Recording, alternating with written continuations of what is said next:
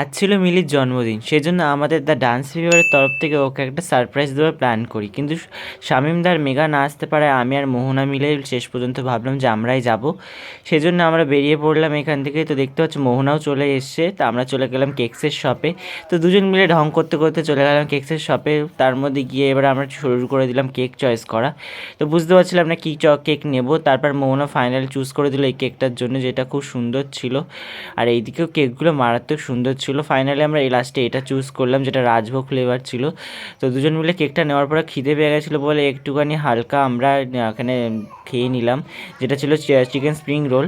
তো এটা গরম ছিল বলে মোমোনা বলছে দেখো অবিদা করো গরম। তারপরে আমরা চলে গেলাম মায়া সুইটসে। সেখান থেকে মিষ্টি নেওয়ার পরে সোজা দুটো জিনিস নিয়ে আমরা বেরিয়ে গেলাম। মোহনা এখানে টোটো উঠে গেল, কারণ অনেকটা ভিতরে ছিল মিলিদের বাড়িতে। তো আমরা বাইরে এসে দাঁড়িয়ে আছি, বিকজ আমাদের রাস্তাটা দুটো বিড়ালে কেটে দিয়েছে। তারপর ওই দেখো নাইটি দিদি দাঁড়িয়ে আছে। চলো দেখাচ্ছে নেক্সট পার্টে।